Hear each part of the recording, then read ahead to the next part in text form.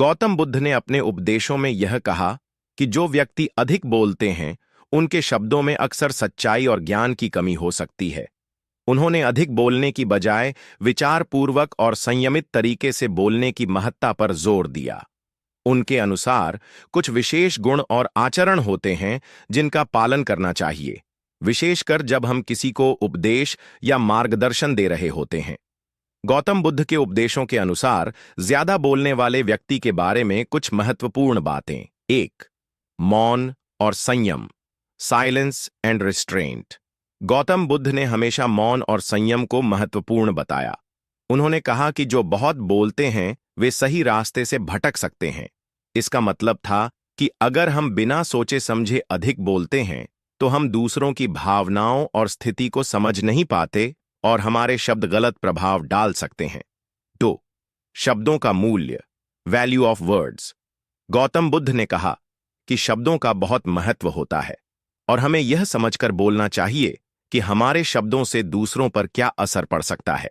उन्होंने यह भी कहा कि शब्दों का अधिक उपयोग करना किसी व्यक्ति की आंतरिक शांति और समझदारी की कमी को दिखा सकता है। जो बहुत बोलते हैं उनकी बातें अक्सर अर्थहीन हो सकती हैं, लेकिन जो कम बोलते हैं उनके शब्द गहरे और विचारशील होते हैं। 3. मौन से समझदारी, विजडम थ्रू साइलेंस। बुद्ध ने कहा कि शब्दों से अधिक महत्वपूर्ण हमारी चुप्पी होती है। सही समय पर चुप रहना या कम बोलना भी एक तरह की आंतरिक समझदारी और शांति को दर्शाता है।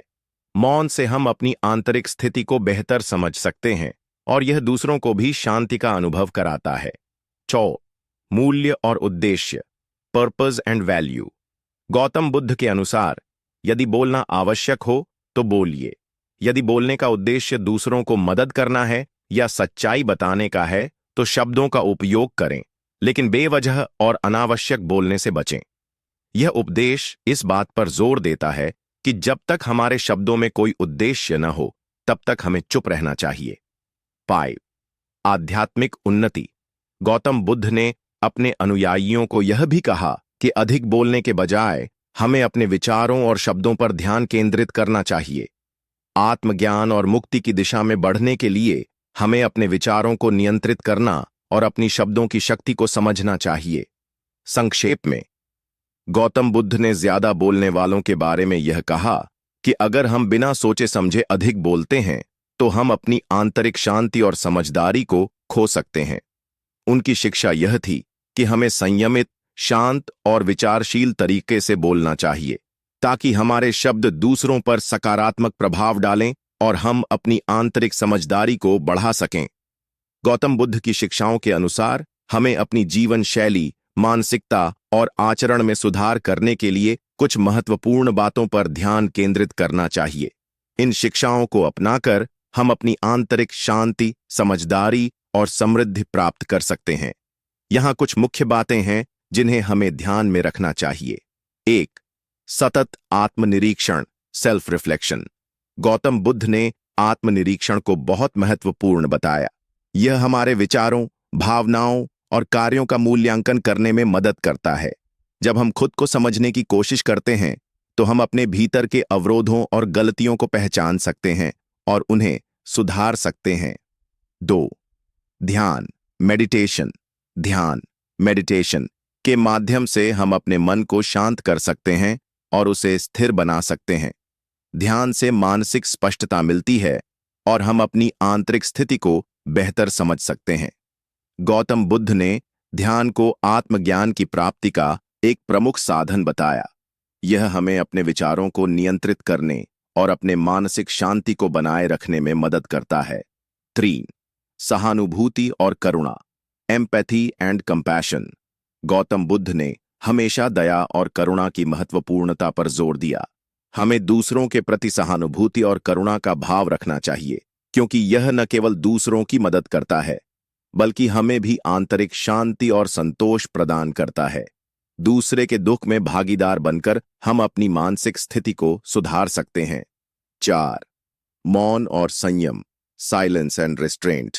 बुद्ध ने कहा कि हमें संयमित और विचारशील रूप से बोलना चाहिए। जब तक बोलने का उद्देश्य सकारात्मक और उपयोगी न हो, हमें चुप रहना चाहिए। ज्यादा बोलने से हम कभी कभी अपनी आंतरिक शांति खो सकते हैं, इसलिए संयमित और विवेकपूर्ण शब्दों का प्रयोग करें। 5. दूसरों के प्रति आदर, respect for others. Gautam Buddha ने हमेशा दूसरों के प्रति आदर और सम्मान की बात की। हमें कभी भी किसी को नीचा नहीं दिखाना चाहिए और न ही उन्हें अपमानित करना चाहिए। हर व्यक्ति की अपनी यात्रा और अनुभव होते हैं और हमें उनकी स्थितियों को समझने की कोशिश करनी चाहिए। 6. मूल्य और उद्देश्य, पर्पस एंड वैल्यू। हमें अपने जीवन के उद्देश्य और मूल्यों को समझना चाहिए। गौतम बुद्ध ने यह बताया कि हमारे जीवन का मुख्य उद्देश्य दुख से मुक्ति, मोक्ष प्राप्त करना है, और यह तभी संभव है जब हम अपने भीतर के गहरे सवालों का उत्तर ढूंढें और अपने जीवन के सही मार्ग पर चलें। 7. संतुलित जीवन जीना, living a balanced life. Gautam Buddha ने हमें मध्यम मार्ग, मिडल पाथ का अनुसरण करने की सलाह दी। इसका मतलब है कि हमें अपने जीवन में संतुलन बनाए रखना चाहिए, न तो अत्यधिक भोग और विलासिता, न ही अत्यधिक तपस्या और कठोरता। संतुलित जीवन जीने से हम मानसिक और शारीरिक रूप से स्वस्थ रहते हैं। 8. दूसरों की मदद, हेल्पिंग अदर्स। गौतम बुद्ध ने हमेशा दूसरों की मदद करने की बात की। जब हम किसी की मदद करते हैं तो हमें आत्मिक संतोष और शांति मिलती है। Thanks for watching.